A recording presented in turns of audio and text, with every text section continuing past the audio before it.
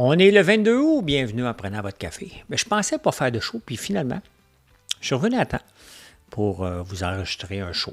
Merci d'être là. Merci d'être là. Aujourd'hui, je vous parle de Barack Obama. Hein? La fin des codes barres, peut-être. Hein? Mon char, mon choix de Éric Duhem qui a apporté cette idée-là. On va en parler. Le 211 millions de l'Hôtel de Ville et le 800 millions qui va finir 1 milliard du garage, ça commence à affecter peut-être le cash flow de la ville. Hein? On va parler de ça.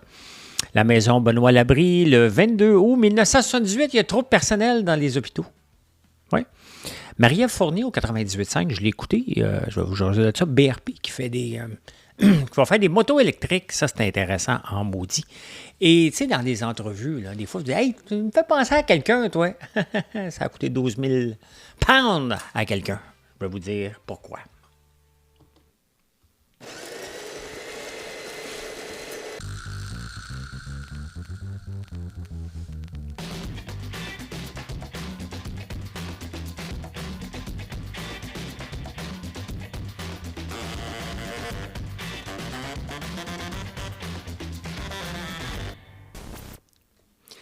J'ai fait beaucoup de routes avec un orgelet. C'est le fun en maudit, hein? Les yeux qui te brûlent.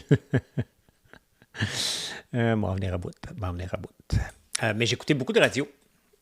J'ai l'application Cogeco, fait que j'ai écouté la radio pour m'en aller. C'était plate à un moment donné. Alexis dit, tu peux bien t'endormir, change de... Tu veux ce que tu écoutes. C'est vrai qu'il y avait des segments assez plates. En revenant, je suis parti à 4 h du matin, donc j'ai écouté à partir de 5 h 30 Patrick Lagacé. J'ai écouté son émission complète. J'étais sur la route.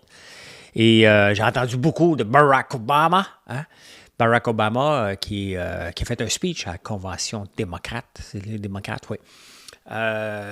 Quel speaker. Hein? On va se le dire, là. Il y a les mots, il y a le ton. C'est pas pour rien qu'il est devenu président des États-Unis. Puis c'est pas pour rien que, même s'il n'a pas été un bon président, il faut se le dire, ça n'a pas été le meilleur président des États-Unis, Barack Obama. Mais il a une prestance et un charisme à la Brian Mulroney. Là. Ben, les deux sont dans des catégories à part. Justin n'a pas cette prestance-là. Poilievre n'a pas cette prestance-là. Il n'y en a pas beaucoup au Québec qui ont cette même... C'est des cas d'exception. C'est des cas d'exception au point de vue d'être capable de parler. Il a frappé fort. J'ai adoré tout ce qu'il a dit. Donc, voilà. J'ai fait ça sur la route. Pendant ce temps-là, il y avait Yves-François Blanchette qui disait, ben là, il faut que j'aille... ça, c'était hier. Avant-hier. Tout mêlé. Avant-hier. Qui disait qu'il allait voir comment ça se déroulait à Chicago pour la convention de Kamala Harris. Et finalement, il n'avait pas été invité. Hein? Il fallait qu'il attende en ligne comme tout le monde. Fait qu'il est allé l'écouter à la télé. Je ne sais pas qui a payé pour ça, mais il y a quelqu'un qui a payé le voyage. Est-ce que c'est nous autres, les contribuables? Je ne sais pas. Est-ce que c'est le fonds du Bloc québécois qui a payé? On ne le sait pas. En tout cas, peut-être. Au moment où je vous en parle, je ne le sais pas. Mais ça a donné quoi qu'il ait écouté ça à la télévision? Sincèrement, est-ce que Kamala Harris est reconnue comme une séparatiste? Qu'est-ce qu'elle était allée apprendre là-bas? Faire un speech? Si tu n'as pas les jambes écartées, ça va t'aider. C'est toujours des bras de même, les jambes écartées, Yves-François Blanchette. Je ne sais pas qui a payé pour ça, là, mais il n'y avait pas d'affaire à aller là pantoute. Tu ne peux pas faire ce que tu veux comme individu et comme élu. Si c'était lui qui avait payé, il peut dire, regarde, j'y vais sur mon bras, j'ai le goût d'aller voir, je triple là-dessus. Et je suis un mordu de politique, puis ça me tente d'aller voir. Vas-y. Mais si on a payé pour toi, puis tu l'écoutes à la TV, j'espère que tu vas rembourser. Hein? On ferait un scandale moins que ça à la Ville de Montréal, avec raison, là. Il a regardé à la télé. Monsieur pensait qu'il était pour être invité par Barack Obama, parce qu'il l'a déjà probablement rencontré quand il était venu ici. Il disait, c'est mon chum, il va m'inviter. Alors, check tes chums, mon Yves-François, hein? C'était pas... je vous raconte une anecdote par rapport à ça. J'ai déjà une blonde qui connaissait bien la famille Dion. Hein? Et lorsque Céline est revenue chanter à Vegas, j'aurais pu payer mes billets, là, moi, là. Capable de payer mes billets, capable de payer des bons billets. Et on me dit, ah non, occupe-toi pas de ça, on s'en occupe. Je connais la mère Dion, puis tout ça, tout va être arrangé, on va avoir des bons billets. On était au balcon. Tout le gratin est en bas, puis nous autres, les losers, on est en haut, alors que tout le monde, puis la famille avec qui j'étais, ils ont beaucoup, beaucoup, beaucoup, beaucoup de sous. Hein? Ils sont capables de se payer des bons billets. On aurait pu tous se payer des bons billets, mais non. La gang de cheapos a essayé d'avoir des billets gratuits, puis finalement, on était... oh, ouais, tiens, c'était pas des vrais amis. Je pense que Yves-François avait les mêmes amis que moi, je pensais que j'avais. Hein? Bon, qu'est-ce que j'ai marqué? Ah, vous savez, Alexandre Taillefer, dans Les Dragons, à un moment donné, a marqué les codes QR, là, ça ne sert à rien, ça va disparaître. Et on m'associe encore souvent à cette phrase-là. D'ailleurs, on pense que c'est moi qui ai lancé Théo Taxi. Non, moi, je suis un agriculteur. Moi. Les codes QR, c'est Alex qui a dit ça. Puis finalement, ça devient de plus en plus populaire, tellement qu'ils pensent les enlever de plus en plus sur les étiquettes. Avoir un code QR au lieu d'avoir le code barre, parce que c'est plus versatile, le code QR, que le code barre. Donc, ils pensent de plus en plus. Sur nos produits, nous autres, on doit en avoir, on doit payer pour ça, tandis que le code QR est pas mal plus flexible et pas mal plus facile parce qu'il y a comme un code intégré que vous ne voyez pas là-dedans. Donc, on parle de ça, fait que quand ça va arriver, le monde va le remettre. « Hey, c'est pas toi qui avais dit que les codes QR? » Mais non, c'est pas moi. C'est pas moi, pantoute. Et l'autre affaire que j'ai écoutée, puis je vous en ai déjà parlé ici, c'est les caribous. On en parle à tous les jours. Moi, je m'attendais à ce qu'il y avait une population, là, puis comprenez-moi bien, qu'il y avait une population de 100 000 caribous en jeu. Là, on pense de couper, on parle de 200 caribous des bois susceptibles. Donc, on pense couper les jobs dans une ville à Sacré-Cœur de 700 emplois, de bannir la coupe de bois pour 200 caribous. Oui, il faut protéger. Et l'argument de l'environnementaliste, c'est dit, ouais, mais tu sais, en Indonésie, ils protègent le orang-outan, nous, on protège le caribou. Oui, il faut le protéger. Il y a moyen, certainement, de faire quelque chose. Mais quand on apprend que Nordvolt pollue, puis que la fonderie Horn pollue et tue des vies, est-ce que, sincèrement, ça vaut la peine de fermer une ville pour 200 caribous? Je ne suis pas contre les caribous, mais quelle autre solution? Puis là, le ministre Guilbeault, pas la ministre Guilbeault, hein? Stephen Guilbeault dit, écoute, vous allez prendre une décision, sinon moi, je vais la prendre la décision. Vous n'êtes pas capable de la faire. Il y a certainement moyen de faire quelque chose, mais on en parle ben trop pour 200 individus, puis il faut les protéger. 100% qu'il faut les protéger. Mais à ce point-là, ils vont tous disparaître si on continue la coupe des bois? Je sais pas, mais je trouve qu'on est pas mal sévère pour bien paraître au point de vue mondial alors qu'on laisse des gens attraper le cancer avec une fonderie Horn à Rouyn-Noranda pour sauver des jobs, justement. Mais c'est parce que c'est pas noble. Hein? C'est juste pour sauver les jobs. Un caribou, c'est noble, on peut dire qu'on le fait. Il y a certainement moyen de faire mieux que de sacrer la hache dans la coupe des bois. On a besoin du bois de toute façon. Il faut ramasser le bois mort. Hein? Moi, vous savez, c'est que ça que je ramasse du bois mort. Hein? Je ramasse aucun arbre qui est sain. Le bois mort va émettre du méthane qui est encore plus nuisible que la coupe de bois, tout simplement, que de couper un arbre.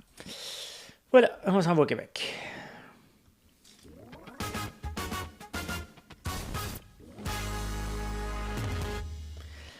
Mon char, mon choix, Éric Duhem a fait... le problème avec Éric, c'est qu'il a plein de bonnes idées, mais livré tout croche. Hein? Mon char, mon choix, il faut le regarder plus... il parle des autos électriques. Hein? Il est allé emprunter un slogan de « Mon corps, mon choix ». L'affaire, c'est que... Est-ce qu'on peut être contre l'auto électrique? Non. Vous me suivez, là, je ne suis pas un grand vendu de l'auto électrique parce que ça n'a pas d'autonomie et ça coûte trop cher. Regardez, là, je viens de faire 1500 km en 27 heures. Combien de temps que ça m'aurait pris avec une auto électrique? Nommez-moi l'auto la plus performante. Là. Combien de fois j'aurais été obligé d'arrêter en espérant avoir une borne qui fonctionne, qui est rapide? Combien de fois j'aurais arrêté? En passant, je n'ai même pas vu de borne à Fredonia. Juste pour vous dire, là, j'ai pas, il doit en avoir, là, mais je n'ai pas remarqué. J'ai remarqué ailleurs, là, mais il aurait fallu que je planifie tout ça, de me déplacer. Ça coûte cher. Et j'écoutais Daniel Breton, qui est sur le président de Mobilité Canada, quelque chose comme ça. Et il dit, ben non, les autos, c'est pas vrai que les autos coûtent moins cher. Mais attends un peu. Si tu compares une auto qui qui donne une autonomie de 500 km, tu vas la payer. Si tu achètes un auto électrique pour acheter un auto électrique, la même grosseur qu'un autre char à gaz, tu vas peut-être arriver dans le même prix parce que la batterie n'a pas de sens. Tu sais. Mais la vraie chose, c'est qu'une auto, une batterie performante coûte cher. Ça fait. On ne s'obstinera même pas là-dessus, c'est un chiffre. OK? Maintenant, si tu as le goût d'attendre 2 heures un peu partout, c'est ton choix. Moi, je ne suis pas rendu là. Donc, c'est mon choix de ne pas prendre d'auto, de char à batterie. Je cherchais le mot, là. Le char à batterie. L'affaire, c'est qu'il faut se rendre compte aussi que c'est une question d'inflation. Ça va coûter cher. Ça coûte plus cher que les autres. Et il n'y a pas de choix. Regardez, Ford, au moment que Daniel Breton parle à la radio de ça, au même moment, Ford annonce qu'il va couper sérieusement le développement d'auto électriques, puis il va arrêter de développer des nouveaux produits. Il dit, écoute, les autres le feront, moi je ne fais pas une scène avec ça, puis je ne le fais pas. Donc, il a arrêté leur usine ici, il arrête leur usine au Michigan, et il arrête le développement de nouvelles voitures aussi. Tout simplement, il dit, regarde, je ne fais pas une scène avec ça, puis je suis une entreprise libre qui est ici pour faire de l'argent puis donner des rendements à mes actionnaires, et là, pour le moment, ce n'est pas ça. Donc, en même temps, on met des tarifs sur les autos chinoises. Je ne suis pas contre bannir les autos chinoises. Mais qui va les faire si on s'en vient en 2035? On va-tu toutes les acheter en 2034, notre auto? Probablement. Parce qu'il n'y a personne qui va en faire ici, qui font une scène avec. Fait que même les grands constructeurs se disent, eux autres, moi, là, je laisse la place aux autres. Mais la place aux autres, on veut les taxer. C'est ça la réalité, là. C'est ça la réalité. Ils vont venir s'installer ici, les Chinois. Est-ce qu'ils vont prendre des composantes tout ici? Ben non, ils vont en prendre de là-bas. Donc, on ne s'en sortira pas bien gros à un moment donné que la réalité, c'est qu'on va avoir des nouvelles voitures parce que les gens ne veulent pas en faire ici parce que ce n'est pas rentable. La rentabilité, et ça me fait rire parce qu'il disait que les Chinois, puis même Benoît Charette en parlait à la radio, que les Chinois ont embauché même l'armée pour monter des autos. Xiaomi, le fabricant de téléphone qui fait des autos maintenant aussi, n'a pas personne dans son usine. Tout est automatisé. Il faut arrêter de capoter à un moment donné, là. Ils ont peut-être eu des subventions, mais je pense qu'on est mal placé parlant de subventions ici. Et bien entendu, l'exemple de la Norvège qui veut tout électrifier à partir de 2025 est toujours ressorti. Ils sont riches. Je m'en allais sacré, mais non. Ils sont riches à craquer. Ils valent tous 300 000 US, chaque Norvégien, parce qu'ils ont exploité le pétrole pour s'enrichir. Donc, ils peuvent bien faire ce qu'ils veulent. Ils ont de l'argent. Ils ont investi massivement, eux aussi, pour que les gens achètent des autos électriques. Donc, on ne peut pas se comparer avec la Norvège, on est pauvre. On est pauvre. Puis combien que la province va être obligée d'investir massivement? Bon, ça a l'air que le réseau électrique, il va être capable de le prendre. Ça, c'est pas mon problème. Je parle de la réalité des constructeurs qui ne veulent rien savoir d'en faire. Donc, comment on va faire le switch s'il n'y a pas de constructeurs qui veulent en faire? Puis si Ford se met de la partie, les autres aussi vont dire, bien, moi aussi, hein, je ne le ferai pas. Puis à un moment donné, le gouvernement va venir les aider encore plus. J'ai hâte de voir, mais il reste qu'on est mal pris. N'importe quelle entreprise là, doit gérer son cash flow et ses dépenses. Hein? La Ville de Montréal, on vient le voir avec le tuyau qui vient d'exploser, le tuyau d'eau, n'a pas géré son cash flow. Hein? Il fait des ouvertures de rue, il refait les saillies de trottoirs, on fait des pistes cyclables, on rénove un hôtel de ville à 211 millions, on fait garage Bellechasse qui n'est pas fini, puis on est rendu à 800 millions. Il y a encore un paquet de dépenses, donc on s'en va vers probablement le 1,5. J'ai toujours parlé du milliard. La manière que ça va en ce moment, on s'enligne plus sur 1,5 milliard pour un garage qui ne sera pas fonctionnel. Et pendant ce temps-là, on dépense, on va faire des rues éponges, des parcs éponges, on va faire des pistes cyclables. On n'est pas capable de s'occuper des tuyaux d'eau qui ont probablement été livrés tout croche en 1985. On paye le prix. Mais on n'a pas d'argent, donc on va augmenter les taxes encore des gens. Qui dit augmenter les taxes dit, c'est pas tout le monde qui va pouvoir se payer ici. Donc les familles vont quitter Montréal, ça va être de plus en plus riche à Montréal. Ça ne marchera pas avec la philosophie de Valérie Plante qui veut de la mixicité, puis regardez. Hein? Je continue dans le même sens de ça. La maison Bernard Labre, de piquerie, c'est une piquerie moderne, là, légale, là. à côté d'une école, à 80 mètres d'une école. Tout le monde savait que ce n'était pas pour marcher. Mais là, Benoît Doré est obligé de dire, regarde, on s'est trompé. Le ministre Carman s'est fait mentir là-dedans. Tu sais, je pense qu'on est capable tous de dire que Valérie Plante est une très mauvaise gestionnaire financière. Elle ne comprend pas les chiffres. Ça, on s'attend à ça. C'est prouvé. Puis ça fait partie de son ADN de ne pas le savoir. Gérer du staff, elle a dit, moi, je ne suis pas ici pour gérer du staff. C'est pas ma force. Mais on s'attend-tu qu'elle comprenne les enjeux sociaux? Mais même à ça, encore, elle n'a pas écouté personne. Elle l'a fait à sa tête, puis là, elle est obligée de le tasser. Puis si elle ne le fait pas, bien, le ministre Carman va le faire parce que l'Ontario vient de décider qu'il y a 11 centres comme ça qui doivent être fermés parce qu'ils sont trop proches d'une école. Il faut qu'ils soient à 200 mètres d'une école maintenant. Donc, il y en a 11 centres comme ça qui doivent être fermés. C'est une patate chaude, c'est bien évident, là. C'est bien évident qu'il faut s'occuper de ces gens-là qui sont en besoin. Mais au détriment, parce que tout le monde, quand il a dit « ben non, on ne veut pas avoir ça », on s'est tout fait dire, moi incluant, qu'on était contre sauver les gens des drogués. On préférait ne pas les aider parce que c'est des préjugés qu'on avait. Non, ce n'était pas des préjugés, c'est une logique. Qui tu dois favoriser dans la société? Personne. OK? Mais à un moment donné, est-ce que les enfants doivent être mis en danger avec des gens intoxiqués qui ne vont pas bien? La réponse est non. On le fait pareil. Ça, c'est la Ville de Montréal, encore une fois.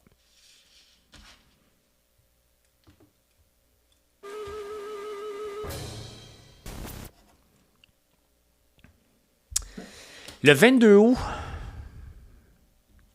1978, ça ne s'invente pas. On peut couper les dépenses sans diminuer les soins. L'Azur, je ne sais pas c'est qui l'Azur. Hein? C'est un ministre?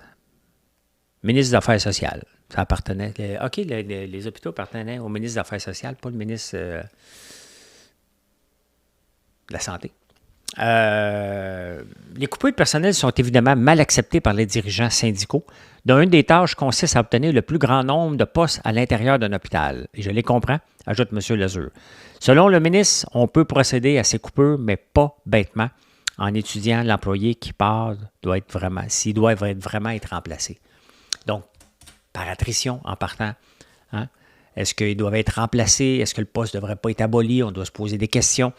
Est-ce qu'il y a assez d'infirmières et d'infirmiers sur le plancher? Probablement pas. Mais on est encore, hein, je viens de passer dans les hôpitaux là, pour mon père, là, on est encore beaucoup au papier. Puis les gens de plancher font un job exceptionnel. Là, c'est pas eux autres. Mais Simonac, il n'y a pas grand-chose d'informatisé. Et il y a bien des gens dans les bureaux, ils servent à quoi? À compter les cartes d'hôpital. Y a-tu quelqu'un qui a sa carte d'hôpital? As-tu ton bracelet? OK, ça fait 3 fois qu'il vient.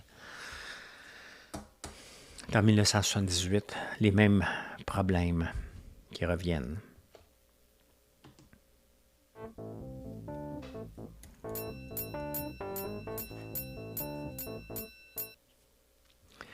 Ben, ça fait 2 fois que j'écoute Marie-Ève Fournier qui remplace Pierre-Yves McSween.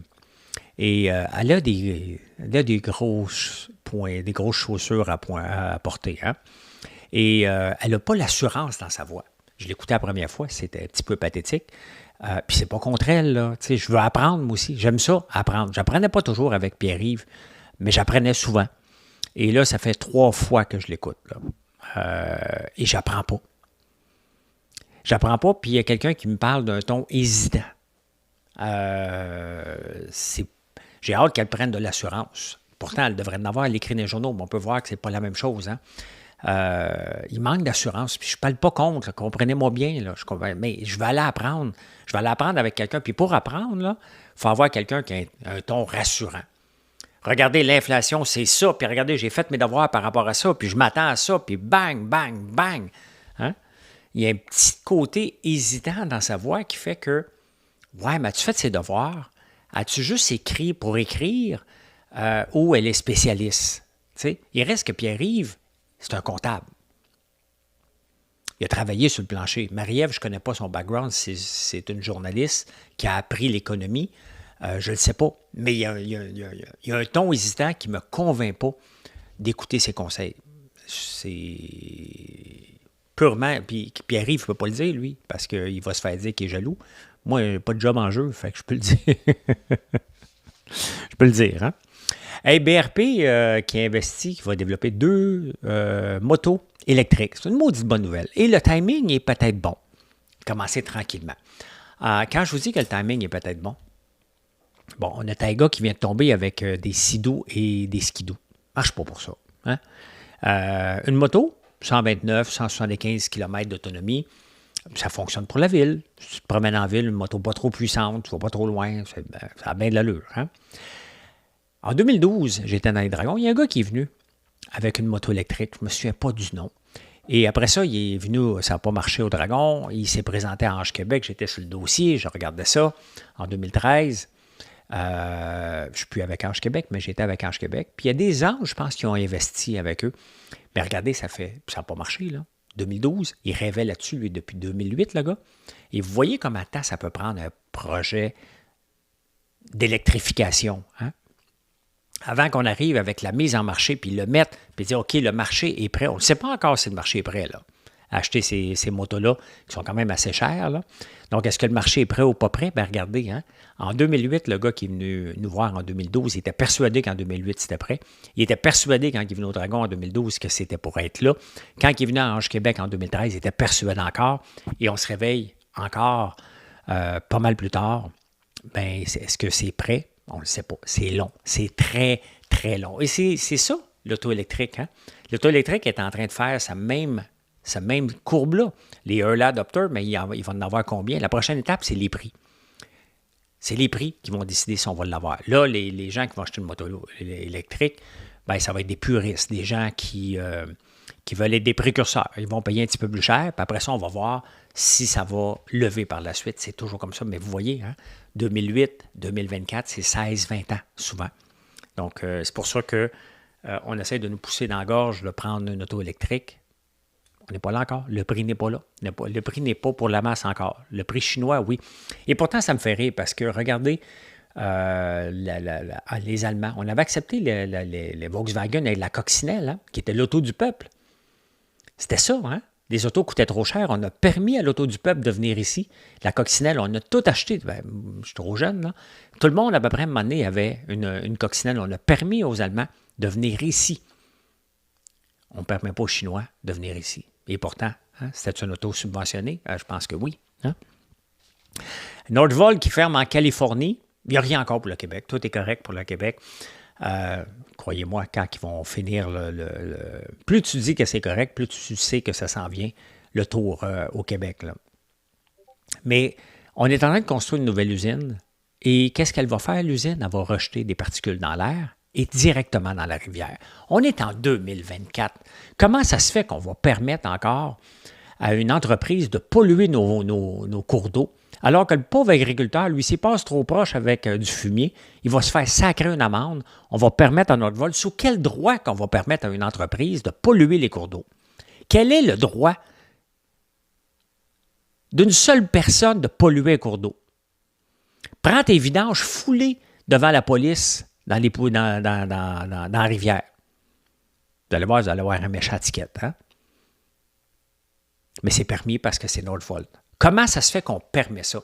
C'est là que, tu sais, les vraies batailles là, de Greenpeace, c'est là-dessus. Il va y avoir l'appui de tout le monde. Il n'y a personne qui accepte qu'on jette des affaires dans la rivière. Il n'y a plus personne qui accepte ça. Juste ça ne devrait même pas avancer. Mais on permet à la fonderie Horn de continuer à tuer des gens avec le cancer. On permet ça. On a des jobs. On ferme des jobs caribou. Hein? Vous voyez? Hein? 2 poids, 2 mesures, là. Hein? Il y a pas, on va polluer la rivière, mais on va fermer une ville, Sacré-Cœur, dans le nord. Ça ne dérangera pas trop personne. Mais au point de vue mondial, on va pouvoir dire qu'on a sauvé des caribous. Même chose que quand Valérie Plante, elle s'est allée se vanter à son colloque de C40, là, sa gang de fous qui veulent plus avoir une auto dans les villes d'ici 2040. Dire, moi, j'ai empêché, 10 000 logements. Toi, combien? Moi, j'ai empêché 10 000. La vidéo existe, là. La vidéo existe. Donc, voilà. Hein? Et ça, c'était intéressant parce que je l'ai remarqué. Dans le REE de mes gars, j'ai 2 fonds d'investissement basés sur des stocks pépères et aussi des dividendes. Et j'ai remarqué que depuis 2 ans, il ne se passait rien à peu près. Et là, dernièrement, il y a un grand mouvement. Bien, c'est exactement ce qui se passe à la Bourse de Toronto en ce moment. Toutes les compagnies à dividendes les gens font une rotation vers le très risqué techno. Il y en a quand même un peu de techno, mais à Toronto. Et des mines, et ils s'en vont de plus en plus vers les titres à dividendes. Donc, qui est à dividendes? Barrick Gold en a. Les banques le sont. Donc, je l'ai vu parce que mon fonds mutuel augmente. Je retire de l'argent derrière, puis il reste au même moment, au même montant. Pour falloir que je fasse des bébés m'emmener pour tout vider ça, ces REA-là. Mais non, c'est parce que les 2 premières années, on ne peut pas en retirer beaucoup, les 2 premiers semestres. Après ça, on peut retirer tout ce qu'on veut.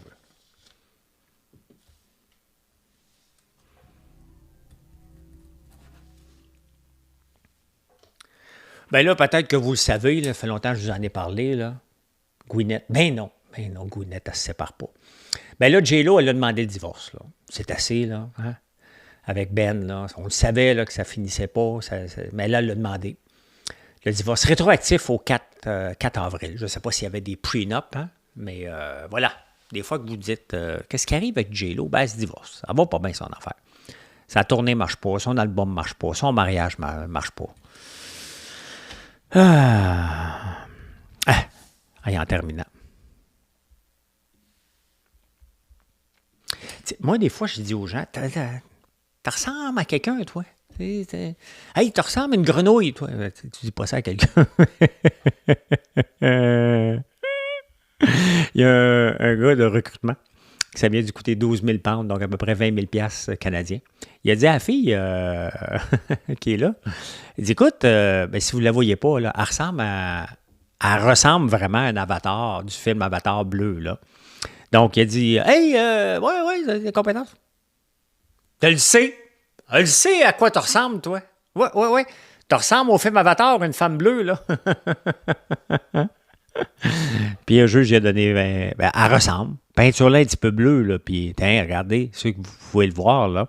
On s'entend-tu qu'elle ressemble à un avatar? Lui, il a voulu sûrement faire la joke du siècle, là. Il est content. Tout le long de l'entrevue, il fait une entrevue avec quelqu'un, puis tout le long, il dit, tu ressembles à quoi? Tu ressembles à quoi? Hein? Mais c'est ça. Ça ressemble à un avatar. Hey, moi, je peux dire ceci. Merci beaucoup. Merci beaucoup d'être là. Si vous n'avez jamais visité françoislambert.one, ben profitez-en, venez faire un petit tour. Et si vous n'avez jamais goûté à notre panettone, c'est sûr que le panettone, c'est un gâteau de Noël. Là. J'ai de la misère à en trouver parce qu'on se fait faire une boîte. On est en train de la dessiner, notre boîte. J'ai fouillé sur les internets. Il y a quelqu'un qui m'avait envoyé ça aussi. Donc, ça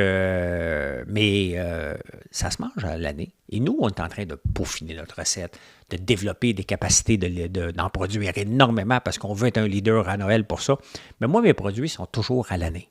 Tout le temps. Donc, vous en voulez de l'été? On va vous en faire. On en fera moins. Les fameux œufs, t'as pas slack. Hein? Allez, bye. Bonne journée.